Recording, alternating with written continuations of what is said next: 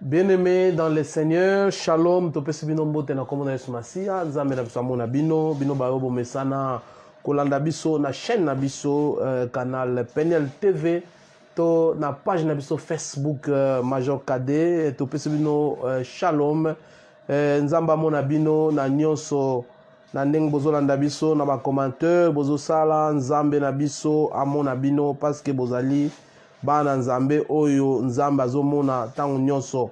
Voilà pourquoi tozopambola bino na nyonso oyo nzambe azosala mpona ntina na biso. Tika ete nzambe na biso mokonzi pe mosantu amona bino tobondeli na kombo na Yesu Masia. Seigneur éternel des armées, nous rendons grâce à toi parce qu'on peut encore une fois mukolo ya koyeba susu kokumisa yo tika ete kombo na yo ekumbama parce que oza nzambe likolo na se ezali oyo yo osali pe batu na se na mokili biloko nyonso eza kokumisa kombo na yo parce que oza nzambe na banzambe. Totiki momo na maboko na yo banda na biso molimo santo oza na esika soit contrôle la nyonso na kombo na Yesu Masia. Amen. Bien-aimé dans le Seigneur, shalom. Tokotama tokoti nakati ya volume na biso ya mibale ya matin na biso tobengi les enseignements ya nouvelle vie 4 na Yesu Masia. Lobi tolobelaki première leçon muto sengeli ayeba nzambe nakati na bomoi na ye. Oyo ayebi nzambe nde mutu wana aza mwana nzambe. So oyebi nzambe te oza mwana nzambe te. Nzambe aza na posa toyeba ye pourquoi? Parce que aza créateur oyo asali biso. Aza nzambe oyo akeli biso pe aza nzambe apesi biso pema. Toza bikelamu oyo ye akeli pona honneur na ye. Esengeli koyeba lisusu ete nzambe oyo akeli biso azali nzambe esengeli toyeba ye personnellement. Mutu na mutu fo yeba nzambe personnellement na ndenge nzambe akela ye. Nzambe aza nzambe ya batu nyonso te. Nzambe azalaka nzambe ya mutu moko oyo aluki ye amonani epai na ye. Soki tata lukiye mama boyi ko luka nzambe pa komona na mama te. Donc tolobaki lisusu ete oyeba nzambe esengeli kovanda na ye kolekisa bata mingi na nzambe mpona koyeba ete nzambe oyo apesi yo pema oyekola ye makambo na lingaka pe makambo oyo ye oyaka. Tolobaki lisusu ete nzambe aza na bakombo toyebi ye na kombo ya Dieu tout puissant oyo amimonisaki liboso na Abraham alobaki ete aza nzambe oyo atoni na ngolu pe tomoni lisusu nzambe aye komimonisa epai na Moïse koloba ete azali nzambe monene. Voilà pourquoi na nzela na Moïse toye koyeba ete nzambe mpe nzoka azalaka jaloux. Donc sengeli toyeba nzambe wana tant que disciple olobi ete nga naza disciple Yesu adéfinir alobi bomoi na seko elakisi mutu ayeba nzambe pe apusana pembeni na nzambe. Lelo tokozwa leçon mususu deuxième leçon na biso tokolobela lelo sur Christ ne modèle na biso. Yesu azali modèle oyo esengeli biso tolanda. Yesu aza modèle oyo esengeli biso totelema liboso na ye tolanda ye lolenge ye aza. Babengi modèle elakisi eloko oyo esengeli nga na copier na batailleur bazalaka na gabarit eza modèle, c'est-à-dire babilamba nyonso oyo akotonga esengeli ezala na modèle wana. Modèle elingi koloba na définition eloko esengeli nga na copier nazala lolenga ya eloko wana. Donc voilà ce qu'on appelle le modèle. Donc Christ est le modèle bien-aimé. Yesu Masia alingi biso mikolo nyonso akaba bomoi na ye mpona ntina na biso. Mais ce qui est important esengeli to comprendre ete Yesu akotikala kaka le meilleur modèle ya mokili. Le seul et unique modèle na mokili oyo eza Yesu. Kolanda modèle ozala lokola pasteur na yo, ozala lokola mama na bino, ozala lokola papa na bino. Eza penza important mais meilleur modèle parce que bato yo kolanda na bako décevoir yo. Meilleur modèle ezali Yesu Masia oyo atutaki tola lobi je suis le chemin, la vérité et la vie. Abeta tolo l'unique modèle vrai, modèle oyo eza parfait ezali kaka Yesu. Donc muto alobi nga naza disciple de Jésus, muto alobi na komi chrétien, il doit suivre le modèle de Christ. Il doit copier, faire les copies conformes du Christ bien-aimé. Voilà pourquoi namukanda na Galates chapitre 2 verset nango 20 Bible zoloba na biso modèle ya Christ katikati na biso, c'est-à-dire lokola Christ azo vivre kati na biso, lokola yazo vivre na kati na motema, nous devons maintenant na nzoto na bizaleli na biso na façon na biso ya koagir esengeli sikoto bana kobimisa ba modèle ya Christ, parce que Christ nalobaka toujours aloba na mukanda na Apocalypse chapitre 3 verset 20 aloba ete je suis à la porte, je frappe, si quelqu'un écoute ma voix, il ouvre sa porte, j'entrerai chez lui, je mangerai avec lui, je souperai avec lui. Ezali vraiment important, bien aimé dans le Seigneur, yakoloba ete bizaleli ya Yesu ebima katikati na bio, parce que ce qui bimite yako ekozala pas. C'est pourquoi? Parce que Christ vient en nous. Christ demeure na yeza enzoto na biso. Christ temple na yeska ya renya kezande motema na biso. Donc ce qui a régné réellement katikati na biso, cela veut dire ba modèle ya Yesu Masia ba tufo ba mona. Ezaka ko meme Bible te aucune église, oza pasteur, oza diacre, oza mama mokambi, protocole, intercesseur, mais au même kabilo ko na bizaleli zo bimate. Eza lokola muta loni nguba nguba ezo bimate. Donc Christ aza ya kokufa te, mais il est vivant en nous. Likambo ya liboso pour être le modèle de Christ, modèle à Christ ya liboso ezali l'amour. Bien aimé dans le Seigneur, Christ modèle ne ya liboso ezali amour.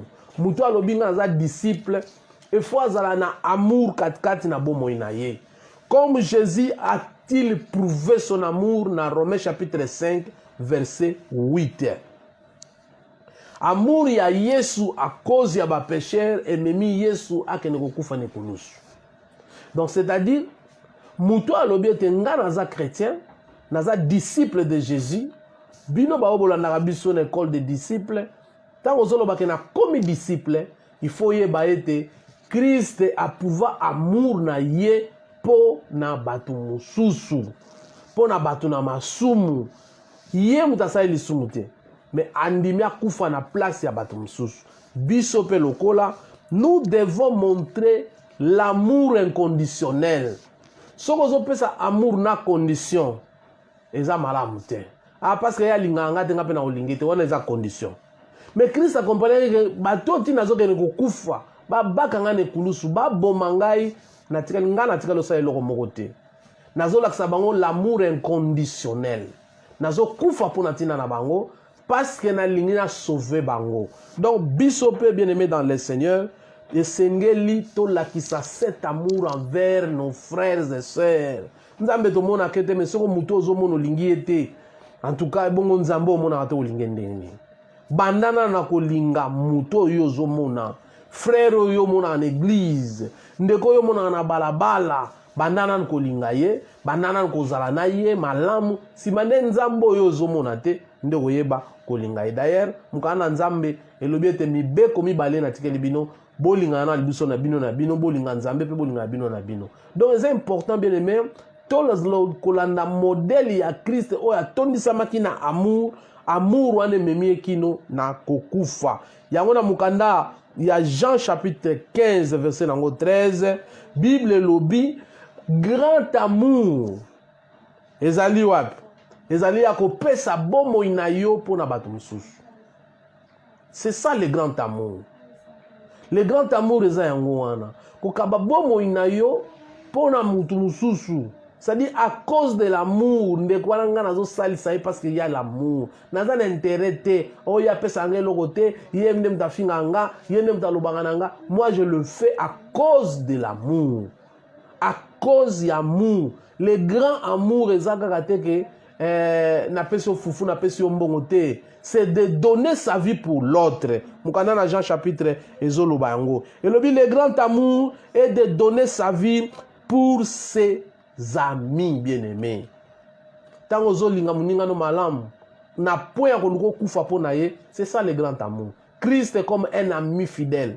Christ est comme le modèle akufa pour ses amis le pécheur, akufa pour na batu na malamu te. Soki ezalaka batu na malamu, mais Christ akufa te bien aimé. Christ akufa à cause ya batu ya mabe, à cause ya ba maladif, à cause ya ba pécheur, à cause ya batakindumba, à cause ya bandoki, à cause ya miyibi, à cause ya ba bandi, à cause ya batalokuta, à cause ya bacholi. Yesu alobinga nazo kufa pona bango. Na payer le prix afin que bango bazwa bon moi bien aimé. Mais lelo bien aimé, est-ce que biso penza tokoki pe ko sala sacrifice pona baninga mususu? Oui, pourquoi pas? Pourquoi pas na mona ndeko nanga zo lela na sali ça été? C'est ça l'amour. Tant tozo sunga ndeko ya zangi, ndeko ya yebite ozo laksaye.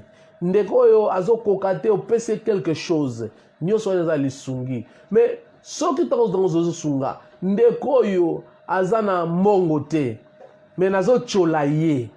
Olie na sunga na cholite nazo sala lokola Christ te, parce que son ami na zala lokola modèle ya Christ, cela veut dire bien aimé dans le Seigneur na copier l'amour du Christ pour pena sala sa baninga msusu, parce que Christ nous a aidés en tant que de pécheurs, il est mort à notre place. Voilà biso pe au cas contraire, nous devons bien aimé dans le Seigneur koyebisa Christ que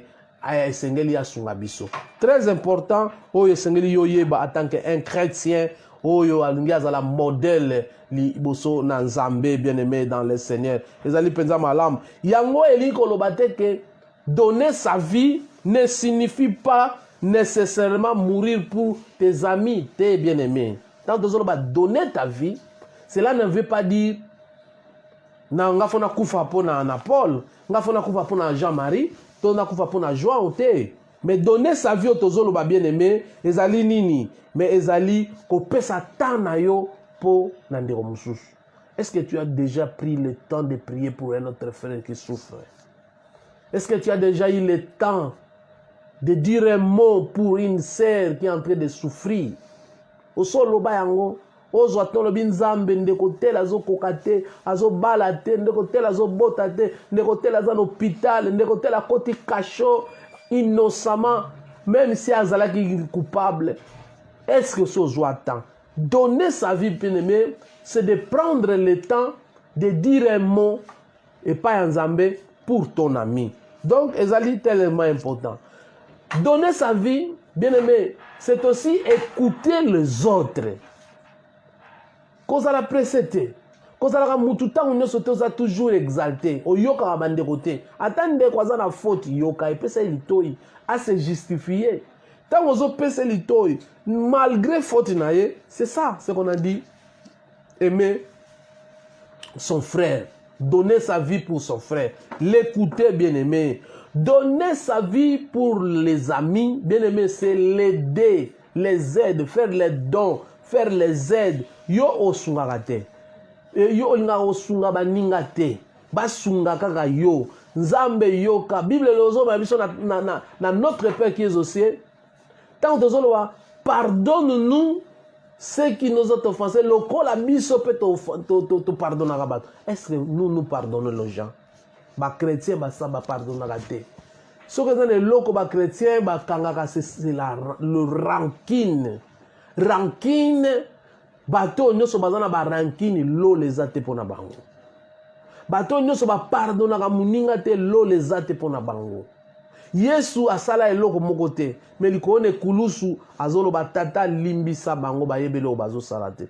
Peut-être ndeko muso azo salo mabe, mazo yebate aza poussé par le diable. Peut-être comme un instrument que Satan azo zo pour beta yo, mais yo en tant que moi en Nzambe à cause ya kombo wana kozala disciple de Jésus. Il faut y aller maintenant. Oyo na moni ngweza projet à Satan. Alors ngana ozana simanete pour na pesa Satan a beta maboka lo ba na zui bango te. Il faut aider bien-aimé dans le Seigneur. Donner sa vie bien-aimé, c'est aussi encourager. Toi encourager un peu baninga msusu sala lo mo malamu. Ya on ba na bino partager vidéo, bo sala ba commentaire, bo publier vidéo, c'est pourquoi tant ozo linga muninga oko encourager ne lo bazo sala. Oko encourager ce frère forcé kanga mana Yesu za malamu frère musalo zo sala oko skende liboso. Encourage ton frère, c'est donner aussi sa vie pour son frère bien-aimé. Tu dois encourager l'autre qui est faible. Mais au contraire, biso, le péché d'autrui, bien-aimé. Qu'on se mêle à péché d'autrui. Mutuana à cause de l'isumu, nzamba zo beta epo na lisumu na ye, yo komi ko sekaye na le péché d'autrui. Encourage les gens. Ndekwa koyi telemisaye. Loba bien-aimé, nzela oba koya ka batelemaka, batikala ya kovanda te. Ezana batu ebele lelo to bengai na ba église à cause de ba comportement na biso. À cause ya maloba na biso to lobaka. Bisike to encourager ndeko to récupérer na nzela na nzambe. Mais biso nde batali boso to ko betele ba marteau na mutu po vanda.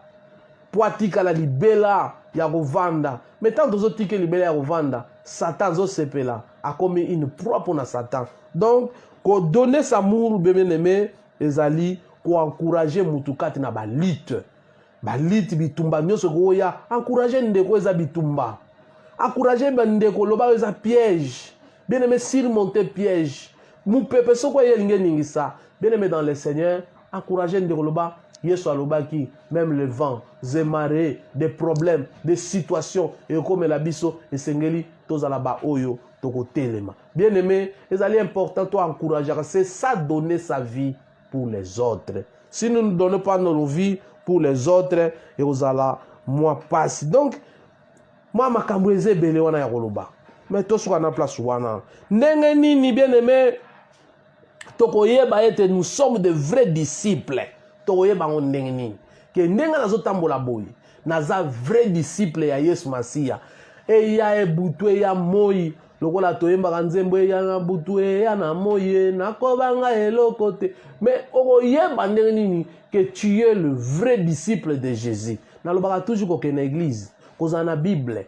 Kozala moi sa pasteur, moi si ya diacre, kozala tata na bino za pasteur et la qui cité que bien-aimé dans le Seigneur aux amo Christ. Mais ndengeni no koyeba que naza vrai disciple bien-aimé dans le Seigneur. Likambo liboso na Jean chapitre 15 verset nango 10. Yesu alobi nini? Yesu alobi boye bien-aimé, soki oko garder commandement na ngai, ndio za vrai disciple. Le vrai disciple c'est celui qui garde le commandement du maître. À garder l'enseignement au maître à Ebisaki ye. L'enseignement au maître à Lobana ye. Makambo au maître à Ebisaki tant bazala bangomi balazo la kisaye na nzela. Mutu azo garder biloko wana. Azo bomba yango c'est celui-là le vrai disciple. Est-ce que yo garde makambo maître à Loba? Maître à Lobi ko finga te me yo finga. Maître à Lobi to za la binemi te me yo za la binemi. Maître à Lobi ko yiba te me yo yibaka. Maître alobi ete moi si moko mobali moko me yo basi bazami balé ba mobali mi balé moko ya saldu moko ya kosomba bilamba. Est-ce qu'on respecte les commandements des maîtres? Pour être un disciple, il faut respecter les commandements du maître, bien-aimé. Quand tu ne respectes pas les commandements du maître, tu es un téti. Oso respecter maître ou ya bengi yote. Mukanda na Jean chapitre 15 nde lobi yango. Total na verset 10. Si vous gardez mes commandements, vous demeurez dans mon amour. De même que j'ai gardé les commandements de mon Père et que je demeure dans son amour. Bien, mais tu peux être un disciple, mais tu ne gardes pas les commandements, tu n'es pas dans l'amour de ton maître. Mais pour demeurer dans l'amour du maître, cela veut dire quoi? Pour demeurer dans le centre de vie de ton maître, il faut demeurer dans son amour. Cela veut dire quoi? Nato sabiloko nyoso maître ayebisanga na lingaye maître ata zate mais makambo ayebisanga za présent. Aloba na yibate na keme kobote na keme kobote abi jeune fille garder bonyango na yo ti mokolo ko bala. Eza mabiloko fona respecter. Maître alobi fona méditer la Bible pona bossa na makambo wana te. Maître alobi liaka sainte seine po okanisa anga mikolo nyonso, cela veut dire tous les jours, et c'est l'ingana salakango, l'olenge maître alobaki. Quand on demeure dans l'amour du maître, bien aimé, okokoma dans son amour, lokola yemoko maître nabiso Jésus, azalaki dans l'amour du Père. Bamsusu baza ba disciple ba demerakate. Mais c'est important pour toi demeurer. Ko demeurer laksi natikali l'olenge maître alingi. Ezate lelo naza disciple. Là, on a par exemple le Maroc, naza sous disciple. Bien aimé dans le Seigneur, cause à la disciple, les alliés côté la fixe le lengue maître à linga. Il y a des disciples drapeaux. Ça veut dire que vous pouvez payer à gauche, à gauche. Si vous pouvez payer à droite, à droite. Maître à la poste à la disciple drapeauté. Maître à la poste à la standard. Et là, on va bien standard, il y a une cotation internationale. C'est-à-dire, il y a un standard na kat na bomo inanga. Maître à la poste à la ndengwana. Pour être un vrai disciple, bien aimé dans le Seigneur, maître a dit, il faut tout ça. Pour avoir tout ça, premier point bien aimé, le Seigneur n'a pas humilité et service. Humilité, pourquoi? Parce que dans Matthieu chapitre 11, verset 9, Yemoko maître nabiso Christ ou Yesu mokonzi, Bible zoloba, azali tellement doux. Aza doux, ye aza humble. Douceur na ye et sala ye ke to bengaka ye mwana na mpate. Pourquoi to bengaka ye mwana na mpate? C'est parce que moi na mpate to kangisi ngozo benda lo barelo te. Nous aussi dans notre vie bien-aimée dans le Seigneur, nous devons être doux parce que notre maître est doux et humble du cœur. Mukanda na Matthieu chapitre 11 verset 6. Et lobi boye. Verset 29 plutôt, Olympus. 29 et lobi. Prenez mon joug sur vous et recevez mes instructions, car je suis doux et humble du cœur. Et vous trouverez le repos pour vos âmes. Donc, ce qui joue à Christ, et ça seulement rien que les enseignements, sa parole bien-aimée. Le jour que Christ parle, c'est sa parole. La parole de l'évangile, la parole de l'éternité. Oyo kolongola biso nzambe na kati na esclavagisme ya bakoko bakotisa biso na nzela ya makila ya Adam na Eve. Oyo kobimisa biso na ba lien satanique na ba organisation ya salité otokota biso moko.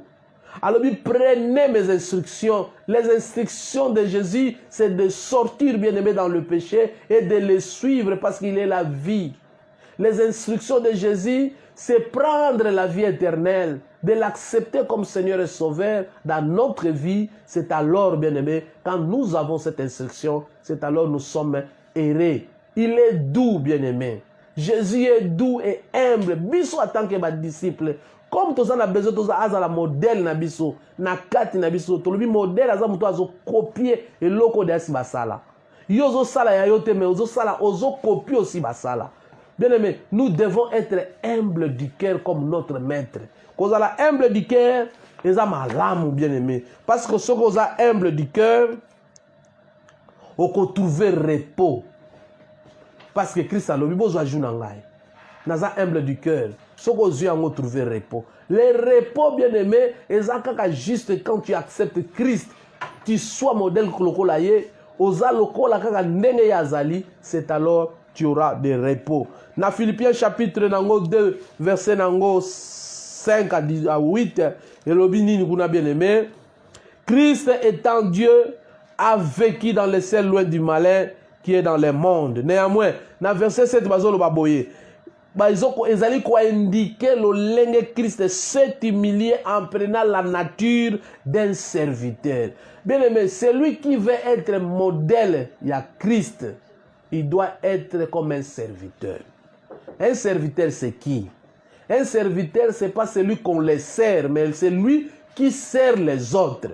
Christ a servi les autres. Voilà pourquoi il a pris cette nature. Il y a la serviteur, il y a baninga mususu. Mais les bisopes, c'est les serviteurs. Mais les lots, le brebis ont commencé à servir leur berger. Et c'est les bergers à servir, à même David, dans Psaume chapitre 23, l'Éternel est mon berger, je ne manquerai rien. Maintenant, le berger n'est pas comme la brebis. Bien aimé dans le Seigneur. Ça, nous allons comprendre en haut. Les brebis, ils ont des serviteurs, ils ont des bergers, ils ont des bango. Ils ont des bango, et si comme a titre, ils ont des balia.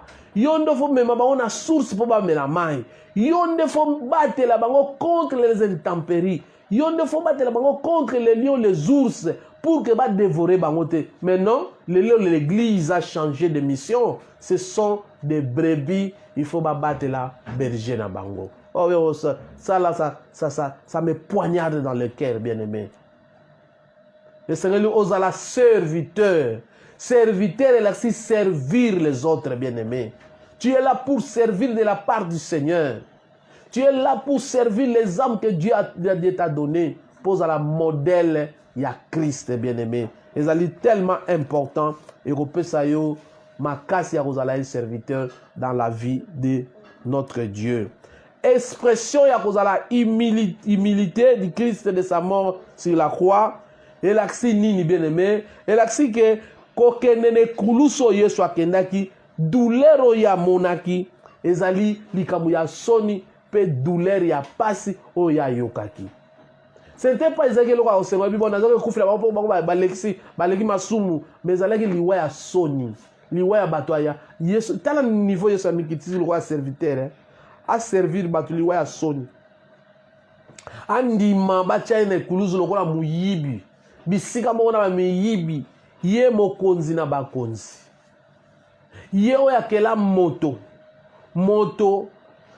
baki mokeli créature abaki mokeli na ekolusu. Donc c'est important bien aimé o bana ko comprendre que Christ azali nzambe soki Christ alandaki volonté ya nzambe comme serviteur, nous aussi nous devons suivre la volonté de Christ. Biso pe foto la volonté à Christ. Biso pe foto kangama na volonté à Christ.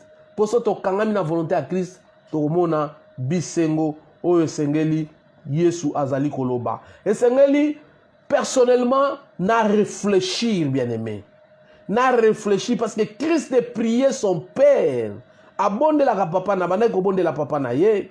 Na tongo na butu ngai pe fona réfléchir est-ce que na salaka lolenge Christ azo sala bien aimé dans le Seigneur. Tolobia wa Yesu babaki likona ba yima miyibi ezala ki forme ya humiliation. Andima ki humiliation. Andima ki humilité. Donc na humilité Yesu ami comme si mutu, nzambe ami comme si mutu. Andimi babaka ne kulusu. Na service Yesu ami comme si serviteur pour servir l'humanité. À servir non seulement nous autres na humanité mais ami kabalkola mbeka. Donc voilà le premier point. Donc, pour avoir la modèle à Christ, il faut la humble et serviteur. Deuxième point, bien aimé, il faut avoir la compassion. Compassion de l'eau ezanga abiso, batnanzambe, compassion ezanga bango. Lokola musana nzambe koma lokola métier photo bongelango to bongsa ba famille na biso. Selon Matthieu chapitre 9 verset 35 à 36, bien aimé. Yesu amoni ebele abatu. Dans le modèle où Yesu azali, compassion de l'équipe. Combien dans l'église nous avons des veuves qui parlent à. Combien dans l'église nous avons des orphelins qui parlent à. Parce que ça nous manque la compassion. Christ a moni foule ya batu. Dans Matthieu chapitre 9, a moni foule ya batu. Verset 35 et le biboye. Jésus parcourait toutes les villes et les villages, enseignant dans les synagogues, prêchait la bonne nouvelle du royaume et guérissait toutes les malades et toutes les infirmités. 36. Voyant la foule, il fit émis de compassion pour elle, parce qu'il était languissante et abattu comme des brebis qui n'ont point de berger. Donc, ce qui te lobby tozaba modèle otolinto la modèle Christ azalaki bien aimé faut la compassion. Sans la compassion, aux modèle à discipleté. Un disciple doit avoir la compassion. La première des choses, Christ a commis émis de compassion. Atali bato alobi, bato bazan lokola mutu bazan na bergeté. Combien de fois dans nos églises, dans nos familles, dans nos quartiers, tout le monde a que les gens souffrent quand ils suivent la télévision. Tu vois même que les gens souffrent, mais le gouvernement là ne fait rien. Ce qu'on appelle le pasteur, les hommes de Dieu ne font rien. mais ce que tu niveau ya mbongo ekotaka na ba église au fond les monokolobi mais mbongo ne na wapi. Il faut avoir la compassion premièrement ya osungande ko physiquement pour comme na niveau sungena spirituel. Et ça va être sunganga spirituel physique ozo sungate. Nous devons avoir comme des disciples tous à la compassion dans nous. Il y a combien de nos frères n'ont pas encore accepté Jésus-Christ comme Seigneur et Sauveur. Nalibota na yo banana vous la disciple nalibota là où toi tu es. Na kata famille na yo, il y a combien de gens qui vont recevoir le Christ. Mais tu n'as jamais eu la compassion. Pour ce qu'on a la compassion, bien aimé, tu vas commencer à prier pour tes frères. Kolo simba mutema ndeko ayeba yo kolo akutano ata na évangile akutano ata na journal atanga ata morceau ya bible atanga ata eloko boye kolo ndeko nanga yeba yo okokota ba jeune pour ton frère okokota ba jeune pour ta sœur okokota ba jeune pour ton père pas ta mère okokota ba jeune pour ton quartier oyo eza quartier mo babelanga masanga oyo eza quartier moko banditisme eza makasi. Combien de fois au lieu to leka na fala ngola to lobaka makambu au lieu to yebisa nzambe. Il y a le quartier na biso eza vraiment na ba problème sérieux. Est-ce que nzambo ko ta problème oté? Ko ba ke pays na biso eza na ba problème belé. Est-ce que nzambo ko ta problème oté? Bien aimé dans le Seigneur. Ezali tellement important le Seigneur ko comprendre. Et nzambo abengi biso. Nzambo azana posa na biso, azana posa ete bien aimé dans le Seigneur. Biso to ye banzambe, to poussa na pembe na ye, to kangama na ye lokola bana. Peto linga eto za na compassion. So na za na compassion ndeko nanga na osale mabete na otonga ete na ofinga ete. Po aza ndeko nanga. Compassion bien-aimé. La compassion. Et c'est nango. La compassion est qui eza bolingo na oza nango envers l'autre. Eza tellement important bien-aimé. Yesu azalaki na compassion parce que compassion azalaki nango ya ba inconverti. Bato bazalaki ba inconverti. Bato ba yeba na nzambete. Bato ba yeba na nkolote. Abi bato baza lokola ba bébé baza sans berger. Seigneur le comprendre bien-aimé dans le Seigneur. Ba pharisiens ba lukaki ba boma Yesu Masia. Pourquoi? Ba zui ba tie piège. Po na tina na mwasi ya ndumba bakangie na ekobo. Yango na tuna na mwasi ngo ndumba bukanga na ekobo. Mobalo azaki ne ekobo. Pona ni boyaki na ite bango mbalo bite Yesu batomi bale tokani bango ne kobo bino bozwi kaka mwasi boye na ye bongo mobali botika ki wapi bayebisi Yesu tala niveau ya compassion. Yesu alebi kati na bino o na sali sumta bambeli banga c'est biso toza toujours na esprit ya condamnation surtout na église. Soko yoki muninga akwei na lisumu lokola yo nano kweya te lokola nanu yo sala eloko wana te soko yoki muninga péché bakangie na mwasi oyoki muninga akwei na ekobo ekomi nzembo oyoki muninga wana ayibi ekomi nzembo bien-aimé. Yesu baelie mwasi bakangie na bondumba mobali babombi na kanza mobali wana azalaki juif babombi ye baye na ye mwasi babi na mobeko ya Moïse lobi boye yo Yesu lobi nini po biso foto bomé selon mobeko ya Yesu. Yesu azongisa bango la réponse intelligente ayebisi bango bo ya sumuka tabeta libanga bango nyonso accusé de leur conscience. Bible lobaka ndengwana accusé de leur conscience abi ngana yibaki ngape mkola na bimai na mwasi bamona ngate ngai mkola na fingaki ngai mkola na salaki boy. Bible obi accusé de leur conscience tout le monde est parti. Yesu atikali na mwasi. Bible obi wabi batu bana ko funda yo. Nous condamnons, nous jugeons.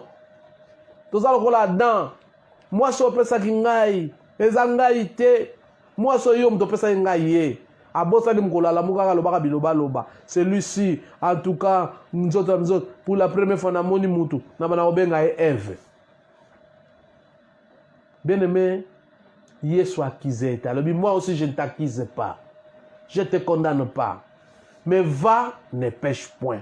Soto za la compassion, likamwa ndeko na biso koma ya biso, toko prier pour na ye, toko sala effort à telema lokola mo Christu, toko sala effort azonga na nzela na Nzambe, toko sala effort azonga na kana biso lokola ba na Nzambe, mais toko sala effort te to accuser pour to bomai Satan azwa esengo.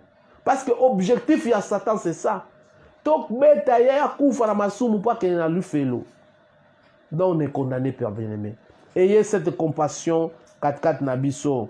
Parce que témoigner la confession envers un pécheur n'est qu'un moyen de faciliter ou de découvrir une conduite inappropriée. Tant que vous condamnez une conduite inappropriée. Nakat nanzela oyo tozarango. Likamami sate sengeli poye ba etoza vrai disciple modèle ya Christ et sengeli oza na courage ya ko affronter le mal. Bene me batu ebele lelo ta nazotala télévision ba émission musu na tala o sentir que mutu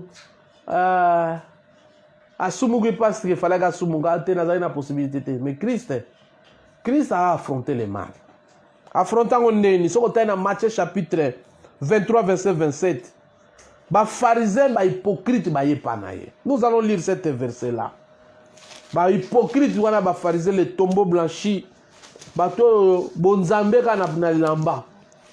Bonzambe za na lamba te bien-aimé. Bonzambe faut za la kati na mutema na yo. Bonzambe za na sapatu te.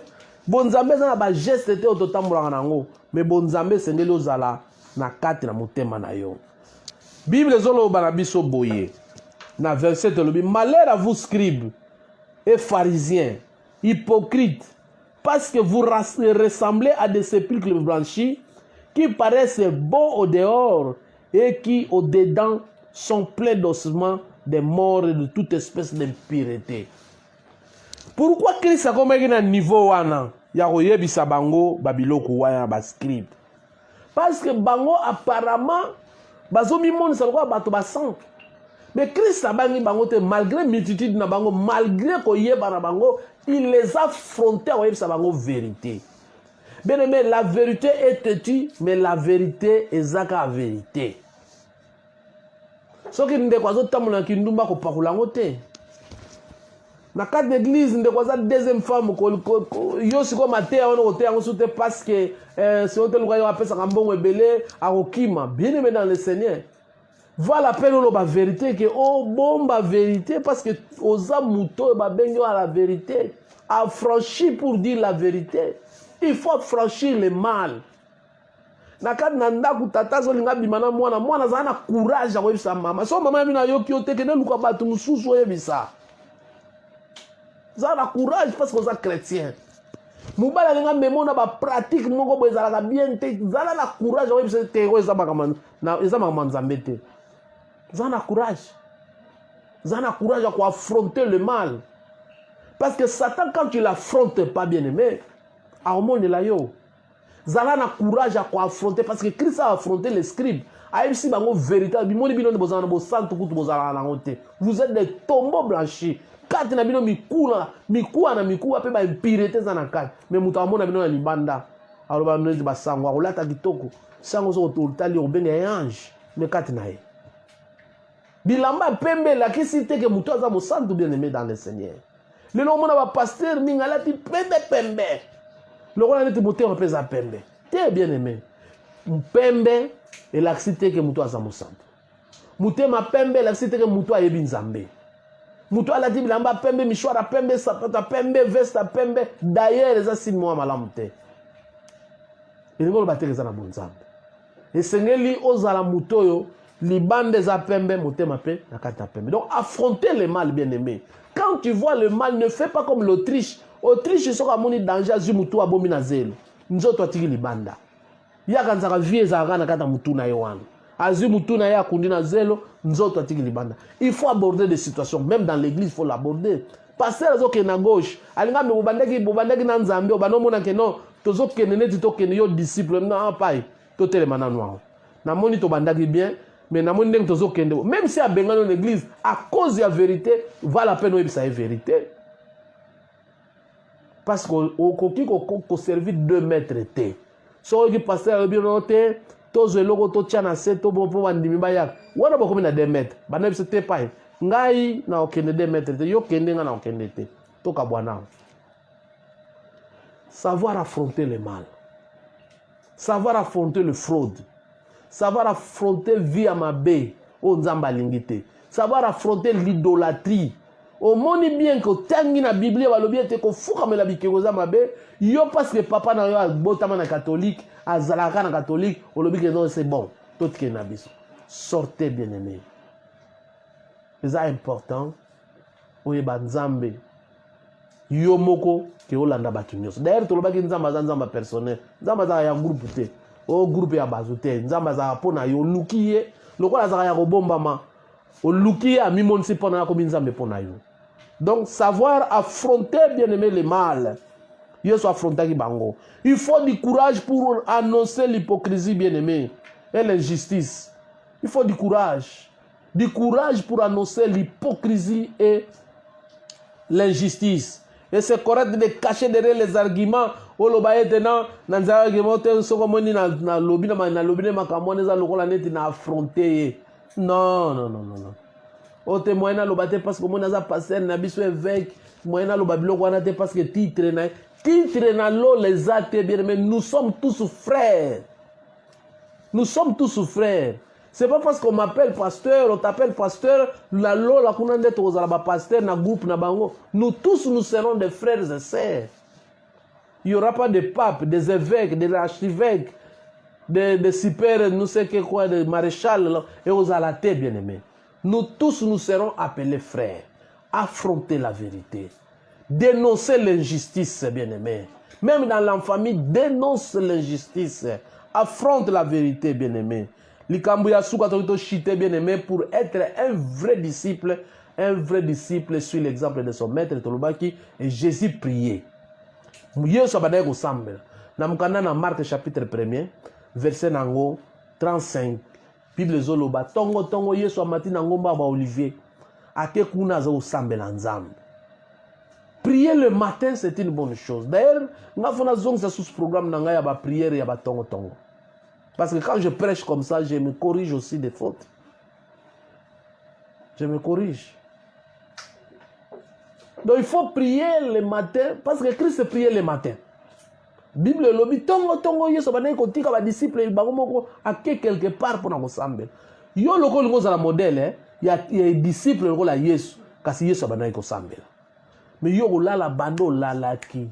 Olali na yo bosa na yo. Te bien-aimé. Soko lamuki nzambe merci parce que obatelenga na tiki nzela musala. Amen. Te. Prends le temps à parler avec ton Dieu. Prends le temps à informer ton Dieu à propos de la situation, à propos de la famille, à propos de la vie. Prends le temps de l'informer par la prière. Parce que Jésus priait, nous aussi, nous devons prier comme des disciples. Tout le monde a la modèle. Être modèle, c'est ça. Être modèle, Jésus priait, moi aussi je dois prier. Être modèle, Jésus avait de compassion, moi aussi je dois avoir la compassion. Être modèle, Jésus... il était humble, moi aussi je dois être humble. Être modèle, Jésus était un serviteur, moi aussi je dois être un serviteur. Servir les autres. Il y a des gens malades. Dans Luc chapitre 16, 6, verset 12 à 13, Yesu pas maintenant bon dans la boutou. C'est-à-dire, n'a pas bon de la peine à boutou, n'a pas un programme dans la boutou. N'a pas bon dans la batongo parce que Yesu a dit au moins chaque jour maintenant bon dans la tongue. Mais banzaki pe na ba prière na butu. Donc mon Christ faut copier correctement son maître. Yesu lokola bana bonde na butu ngafuna samla na butu. Yesu bana samla na batongo ngapi funa samla na batongo. Yesu azalaki humble ngafuna zala humble. Bien mais tozo chité awa. Nangana sala rappel poto ekola nini to yekoli lelo. To yekoli Christ azali véritable modèle. Na mutu alinga zala modèle lokola Christ. Parce que Christ a un modèle pour nani. A un modèle à tata na ye. Alanda makambo tata na loba na ye. Yango atikala na makambo wana ye na ona mukili. Alakisi biso pe ba disciple. Ba disciple biso pe tozala ba modèle po to lakisa pe ba disciple na biso. So toza mo modèle te ba disciple na biso pe ba modèle te. Alors likambo liboso esengeli mutu azala. Esengeli mutu wana po azala modèle, il faut atosa ba commandement o Yesu atiki. commandement nini Yesu atiki alobi Christ azaki bolingo. Bolingo wana Christ azali nango bien aimé biso pe photo za la bolingo to ponaka te yo na lingake po tobota mani mama moko ye na lingake te po to za ba famille te to kutani kaka mboka te bolingo inconditionnel. Christ azalaki mutu azalaki humble motema humble vantage azaka nango te aza nzambe mikomisi na nzoto ya mutu aza nzambe mikomisi serviteur ya bato aza nzambe aza na motema ya mawa ya bato aza nzambe aza na courage ya kuafronte mutu soki asali mabe biso likambo eza mabe mpe aza nzambe abandaki kosambela bien aimé toshite partage vidéo commenter vidéo bien aimé invité bandeko na page na biso Facebook na YouTube toza na canal Penel TV bosadere bosabone mingi na YouTube bino bandeko na biso toza na posa tozala ata na ba 1 million ya ba abonné biso pe toza na ba 1 million d'abonnés. Abonnez-vous na YouTube na canal Penel TV esika bokuta mateya ya Ligue, mateya ya Montagne ya Benfica, mateya ya Église Penel pe mateya ya école des disciples. Bien aimé botikala malamu tokangi misu na biso to bondeli Nzambe. Kolo to pamboli yo Nzambe ya ba disciple, Nzambe ba ngomba. Ozana posa tozala mature. Kolo na ba enseignement tozo pesa. Atezo za la tamuke. Mais Nzambe osimba motema. Olobi ozali maître. Tola na modèle ya yo. Sunga bandeko na ngata ba oyo bayoka ka 1 minute.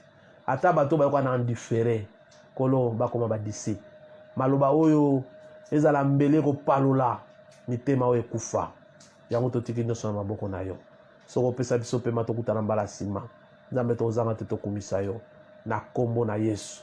Bandeko balanda biso nyonso baza maladi. Kolo bika na kombo na Yesu Masia. Lokumu eza ya yo, kembo eza ya yo dans le nom de Jésus. Bien aimé botika la malamu partager vidéo, inviter ba frère na biso na page na biso Facebook Major KD Mabanza pe na YouTube na canal Penel TV. Abonnez-vous massivement pour na kolanda direct na biso à partir à 19h30. Botika la malamu nzamba mona bino na kombo na Yesu Masia.